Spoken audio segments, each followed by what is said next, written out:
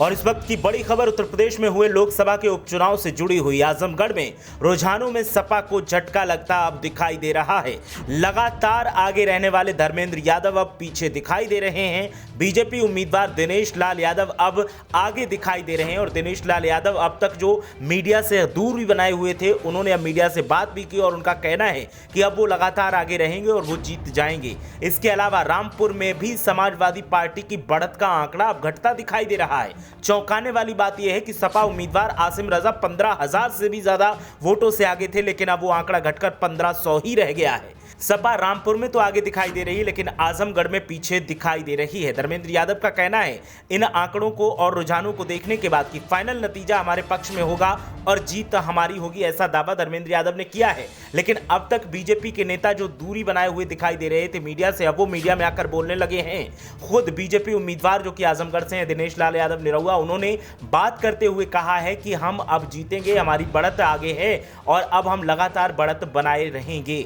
तो लगातार धर्मेंद्र यादव जो आगे दिखाई दे रहे थे आजमगढ़ में, अब वो पीछे दिख रहे हैं और आजमगढ़ में सपा को झटका सा लगता दिखाई दे रहा है रुझानों में। हालांकि ये फाइनल नतीजे नहीं है, फाइनल नतीजे क्या होंगे वो भी हम आपको बताएंगे, लेकिन फिलहाल जो रुझान आ रहे हैं उनमें धर्मेंद्र यादव को झटका लगता दिखाई दे रहा है। और रामपुर में भी समाजवादी पार्टी का आंकड़ा जो बढ़त का है वो घटता दिखाई दे रहा है। जो आसिम रजा सपा उम्मीदवार जो हैं वो 15,000 वोटों से आगे दिख रहे थे, अब वो मात्र 1500 पर रह गए हैं। और घनश्याम सिंह लोधी जो कि बीजेपी के उम्मीदवार हैं, वो लगातार अब लीड लेते दिखाई दे रहे हैं। लेकिन हालांकि लीड उनकी बढ़ रही है और वोटों का अंतर भी कम हो रहा है, लेकिन फिर भी घनश्याम लोधी पीछे दिख रहे हैं और समाजवादी पार्टी आगे है।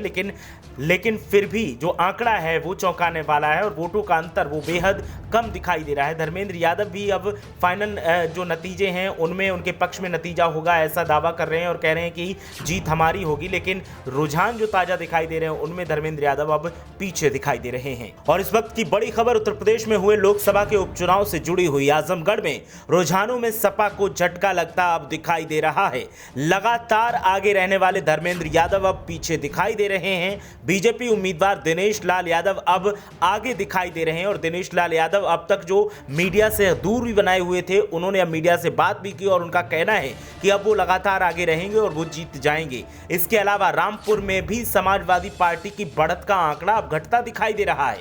चौंकाने वाली बात यह है कि सपा उम्मीदवार आसिम रजा 15,000 से भी ज्यादा वोटों से आगे थे, लेकिन अब वो आंकड़ा घटकर 1500 ही रह गया है। सपा रामपुर में तो आगे दिखाई दे रही है, लेकिन आजमगढ़ में पीछे दिखाई दे रही है। धर्मेंद्र यादव का कहना है इन आंकड़ों को और रुझानों को देखने के बाद कि फाइनल नतीजा हमारे पक्ष में होगा और जीत हमारी होगी, ऐसा दावा धर्मेंद्र यादव ने किया है। लेकिन अब तक बीजेपी के नेता जो दूरी बनाए हुए दिखाई दे रहे थे मीडिया से, अब वो मीडिया में आकर बोलने लगे हैं।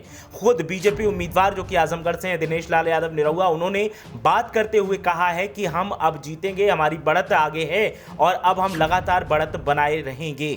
तो लगातार धर्मेंद्र यादव जो आगे दिखाई दे रहे थे आजमगढ़ में, अब वो पीछे दिख रहे हैं और आजमगढ़ में सपा को झटका सा लगता दिखाई दे रहा है रुझानों में। हालांकि ये फाइनल नतीजे नहीं है, फाइनल नतीजे क्या होंगे वो भी हम आपको बताएंगे, लेकिन फिलहाल जो रुझान आ रहे हैं उनमें धर्मेंद्र यादव को झटका लगता दिखाई दे रहा है। और रामपुर में भी समाजवादी पार्टी का आंकड़ा जो बढ़त का है वो घटता दिखाई दे रहा है। जो आसिम रजा सपा उम्मीदवार जो हैं वो 15,000 वोटों से आगे दिख रहे थे, अब वो मात्र 1500 पर रह गए हैं। और घनश्याम सिंह लोधी जो कि बीजेपी के उम्मीदवार हैं, वो लगातार अब लीड लेते दिखाई दे रहे हैं। लेकिन हालांकि लीड उनकी बढ़ रही है और वोटों का अंतर भी कम हो रहा है, लेकिन फिर भी घनश्याम लोधी पीछे दिख रहे हैं और समाजवादी पार्टी आगे है। लेकिन